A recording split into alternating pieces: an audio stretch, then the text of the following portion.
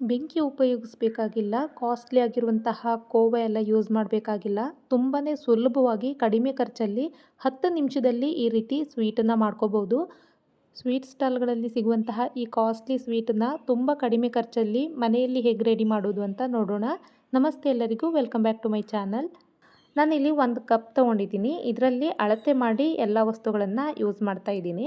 ಮೊದಲಿಗೆ 1 ಕಪ್ ಆಗುವಷ್ಟು ಸಕ್ಕರೆ ತಗೊಳ್ತಾ ಇದ್ದೀನಿ. ಈ ಸಕ್ಕರೆನ ನಾವು ಪುಡಿ ಮಾಡ್ಕೋಬೇಕು. ಇದನ್ನು ಒಂದು ಮಿಕ್ಸಿ ಜಾರ್ಗೆ ಹಾಕ್ಕೊಳ್ತಾ ಇದ್ದೀನಿ.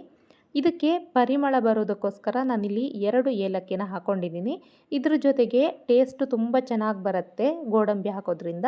ಹಾಗಾಗಿ ನಾನು 10 ಗೋಡಂಬಿನ ಹಾಕ್ಕೊಂಡಿದ್ದೀನಿ. ಇದನ್ನು ಆದಷ್ಟು ಸ್ಮೂತಾಗಿ ಗ್ರೈಂಡ್ ಮಾಡಿಕೊಂಡು ಪೌಡ್ರ್ ಮಾಡ್ಕೋಬೇಕು. ನೋಡಿ, ಈ ಥರ ನೈಸಾಗಿ ಪೌಡ್ರ್ ಮಾಡ್ಕೋಬೇಕು. ಇದನ್ನು ನಾನು ಒಂದು ಬೌಲ್ಗೆ ಹಾಕ್ಕೊಳ್ತಾ ಇದ್ದೀನಿ. ಇವಾಗ ಇದೇ ಮಿಕ್ಸಿ ಜಾರ್ಗೆ ನಾನು 1 ಕಪ್ ಆಗುವಷ್ಟು ಕೋಕೋನಟ್ ಪೌಡರ್ನ ಹಾಕ್ಕೊಳ್ತಾ ಇದ್ದೀನಿ. ಇದನ್ನು ನಾನು ಮನೆಯಲ್ಲೇ ಪ್ರಿಪೇರ್ ಮಾಡಿರೋದು. ಅಂಗಡಿಗಳಲ್ಲಿ ಇದು ಈಸಿಯಾಗಿ ಸಿಗುತ್ತೆ. ಇದನ್ನು ನಾನು 1 ಕಪ್ ಆಗುವಷ್ಟು ಹಾಕ್ಕೊಂಡಿದ್ದೀನಿ. ಇದನ್ನು ಸಹ ಚೆನ್ನಾಗಿ ಪೌಡ್ರ್ ಮಾಡಿಕೊಂಡು ಸಕ್ಕರೆ ಪುಡಿ ಜೊತೆಗೆ ಸೇರಿಸ್ಕೊಳ್ತಾ ಇದ್ದೀನಿ. ಬೇಕರಿಗಳಲ್ಲಿ ಸ್ವೀಟ್ಗೆ ಹೆಚ್ಚಾಗಿ ಕೋವಾ ಯೂಸ್ ಮಾಡ್ತಾರೆ. ಹಾಗಾಗಿ ನಾನಿಲ್ಲಿ ಅದೇ ಟೇಸ್ಟನ್ನು ಬರೋದಕ್ಕೋಸ್ಕರ ಮಿಲ್ಕ್ ಪೌಡರ್ನ ಯೂಸ್ ಮಾಡ್ತಾ ಇದ್ದೀನಿ. 3/4 ಕಪ್ ಆಗುವಷ್ಟು ಮಿಲ್ಕ್ ಪೌಡರ್ ತೊಗೊಂಡಿದ್ದೀನಿ. ನೀವು ಬೇಕಿದ್ದರೆ ಇದಕ್ಕಿಂತ ಹೆಚ್ಚು ತಗೋಬೋದು. ತುಂಬ ಟೇಸ್ಟಿಯಾಗಿ ಬರುತ್ತೆ. ಇದನ್ನು ಜಸ್ಟ್ ಒಂದು ಸಾರಿ ಮಿಕ್ಸ್ ಮಾಡಿಕೊಂಡು ಇದಕ್ಕೆ 2 ಟೇಬಲ್ ಸ್ಪೂನ್ ಹಾಲು ಹಾಕ್ಕೊಂಡಿದ್ದೀನಿ. ಹಾಲನ್ನು ಹಾಕ್ಕೊಂಡು ಚೆನ್ನಾಗಿ ಮಿಕ್ಸ್ ಮಾಡ್ಕೊಳ್ತಾ ಇದ್ದೀನಿ. ಇದನ್ನು ಇವಾಗ ನೀಟಾಗಿ ಕೈಯಲ್ಲಿ ಮಿಕ್ಸ್ ಮಾಡ್ಕೊಳ್ತಾ ಇದ್ದೀನಿ. ಒಂದೇ ಸಾರಿ ಹಾಲು ಹಾಕುವ ಬದಲು ಒಂದು ಸ್ವಲ್ಪ ಹಾಲನ್ನು ಹಾಕ್ಕೊಂಡು ಮಿಕ್ಸ್ ಮಾಡ್ಕೊಳ್ಳಿ. ಹಾಲಿನ ಪುಡಿ ಹಾಗೆ ಸಕ್ಕರೆ ಪುಡಿ ಎಲ್ಲ ಹಾಕಿರೋದ್ರಿಂದ ಸ್ವಲ್ಪ ಕೈಗೆ ಅಂಟತ್ತೆ. ಹಾಗಾಗಿ ನೀವು ಇದಕ್ಕೆ ತುಪ್ಪ ಸಹ ಹಾಕ್ಕೋಬೋದು. ನೋಡಿ, ಈ ಥರ ಗಟ್ಟಿಯಾಗಿ ಮಿಕ್ಸ್ ಮಾಡ್ಕೋಬೇಕು. ಇವಾಗ ಒಂದು ಸ್ವಲ್ಪ ತುಪ್ಪ ಹಾಕ್ಕೊಂಡು ಚೆನ್ನಾಗಿ ಮಿಕ್ಸ್ ಮಾಡ್ಕೊಳ್ತಾ ಇದ್ದೀನಿ. ತುಪ್ಪ ಯೂಸ್ ಮಾಡೋದ್ರಿಂದನೂ ಕೂಡ ನಾವು ಸ್ವೀಟ್ ಸ್ಟಾಲಲ್ಲಿ ತಿನ್ನುವಂತಹ ಸ್ವೀಟಿನ ಟೇಸ್ಟು ಬರುತ್ತೆ, ಹಾಗೆ ಪರಿಮಳ ಕೂಡ ಬರುತ್ತೆ. ಇವಾಗ ನೋಡಿ, ಈ ಥರ ಮಿಕ್ಸ್ ಮಾಡಿ ಇಟ್ಕೊಂಡಿದ್ದೀನಿ. ಇದರಲ್ಲಿ 3/4 ಭಾಗದಷ್ಟು ನಾನು ಸ್ವೀಟ್ ಮಿಕ್ಸನ್ನು ತೆಗೆದಿಟ್ಕೊಳ್ತಾ ಇದ್ದೀನಿ. ಇದನ್ನು ನೆಕ್ಸ್ಟ್ ನಾನು ಯೂಸ್ ಮಾಡ್ತೀನಿ. ಇವಾಗ ಉಳಿದಿರುವಂತಹ ಸ್ವೀಟ್ ಮಿಕ್ಸ್ ಏನಿದೆ ಅದಕ್ಕೆ ಚಿಕ್ಕದಾಗಿ ಕಟ್ ಮಾಡಿರುವಂತಹ ಪಿಸ್ತಾ ಹಾಗೆ ಗೋಡಂಬಿನ ಹಾಕ್ಕೊಂಡಿದ್ದೀನಿ. ಇದನ್ನು ಒಂದು ಸಾರಿ ಕ್ಲೀನಾಗಿ ಮಿಕ್ಸ್ ಮಾಡ್ಕೊಳ್ತಾ ಇದ್ದೀನಿ. ಇದನ್ನು ನಾನು ಮಧ್ಯಭಾಗದಲ್ಲಿ ಸ್ಟಫಿಂಗ್ ಮಾಡ್ಕೊಳ್ಳೋದಕ್ಕೋಸ್ಕರ ಮಾಡಿರೋದು. ನಾನಾಗಲೇ ಎತ್ತಿಟ್ಟಿರುವಂತಹ ಸ್ವೀಟ್ ಮಿಕ್ಸ್ ಏನಿದೆ ಅದಕ್ಕೆ ಸ್ವಲ್ಪ ಫುಡ್ ಕಲರ್ ಹಾಕ್ಕೊಂಡು ಮಿಕ್ಸ್ ಮಾಡ್ಕೊಳ್ತಾ ಇದ್ದೀನಿ.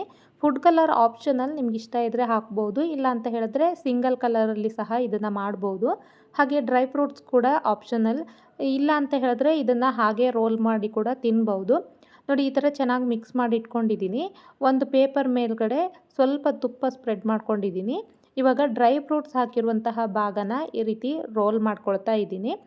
ಇದನ್ನು ರೋಲ್ ಮಾಡಿ ಒಂದು ಸೈಡಲ್ಲಿ ಎತ್ತಿಟ್ಕೊಂಡು ಕಲರ್ ಹಾಕಿರುವಂತಹ ಸ್ವೀಟ್ ಮಿಕ್ಸ್ ಏನಿದೆ ಅದನ್ನು ಈ ರೀತಿ ಕೈಯಲ್ಲಿ ಸ್ಪ್ರೆಡ್ ಮಾಡ್ಕೊಳ್ತಾ ಇದ್ದೀನಿ.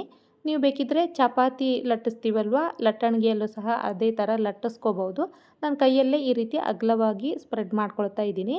ಇವಾಗ ಡ್ರೈ ಫ್ರೂಟ್ಸ್ ಹಾಕಿರುವಂತಹ ಮಿಕ್ಸ್ ಏನಿದೆ ಅದನ್ನು ಈ ರೀತಿ ಮಧ್ಯ ಭಾಗದಲ್ಲಿ ಇಟ್ಕೊಂಡು ಚೆನ್ನಾಗಿ ಫೋಲ್ಡ್ ಮಾಡ್ಕೋಬೇಕು. ಯಾವುದೇ ರೀತಿಯ ವೈಟ್ ಭಾಗ ಕಾಣಿಸ್ಬಾರ್ದು, ಆ ರೀತಿ ಚೆನ್ನಾಗಿ ಫೋಲ್ಡ್ ಮಾಡ್ಕೋಬೇಕು. ನೋಡಿ, ಈ ಥರ ಫೋಲ್ಡ್ ಮಾಡ್ಕೊಂಡಿದ್ದೀನಿ. ತುಂಬ ಉದ್ದ ಇರೋದರಿಂದ ನಾನು ಇದನ್ನು ಮಧ್ಯಭಾಗದಲ್ಲಿ ಕಟ್ ಮಾಡಿ 2 ಪೀಸ್ ಮಾಡ್ಕೊಂಡಿದ್ದೀನಿ. ಇವಾಗ ಬಟರ್ ಪೇಪರ್ ಮೇಲ್ಗಡೆ ಇಟ್ಕೊಂಡು ಇದನ್ನು ಕ್ಲೀನಾಗಿ ರೋಲ್ ಮಾಡಿ ನಾನು ಒಂದು 10 ನಿಮಿಷ ಸೆಟ್ ಆಗೋದಕ್ಕೋಸ್ಕರ ಫ್ರಿಜ್ಜಲ್ಲಿ ಇಡ್ತಾ ಇದ್ದೀನಿ. ಫ್ರೀಝರಲ್ಲಿಡೋದ್ರಿಂದ ತುಂಬಾ ಚೆನ್ನಾಗಿ ಸೆಟ್ ಆಗುತ್ತೆ. ಹಾಗೆ ನಮ್ಗೆ ಕಟ್ ಮಾಡೋದಕ್ಕೂ ಕೂಡ ತುಂಬ ಈಸಿ ಆಗುತ್ತೆ. ಹಾಗೆ ನಾವು ಫ್ರೀಝರಲ್ಲಿ ಇಡಬೇಕಾದ್ರೆ ಈ ರೀತಿ ಚೆನ್ನಾಗಿ ಫೋಲ್ಡ್ ಮಾಡಿ ಇಟ್ಕೋಬೇಕು. ಇಲ್ಲ ಅಂತ ಹೇಳಿದ್ರೆ ಸ್ವಲ್ಪ ನೀರಿನಂಶ ಬಿಡುತ್ತೆ. ಇದನ್ನು ನೀವು ಉಂಡೆ ರೀತಿಯಲ್ಲೂ ಸಹ ಮಾಡ್ಬೋದು. ಇಲ್ಲಾಂತ ಹೇಳಿದ್ರೆ ಕಾಜು ರೋಲ್ ಬರುತ್ತಲ್ವ, ಆ ರೀತಿ ರೋಲ್ಗಳನ್ನು ಸಹ ಮಾಡ್ಬೋದು.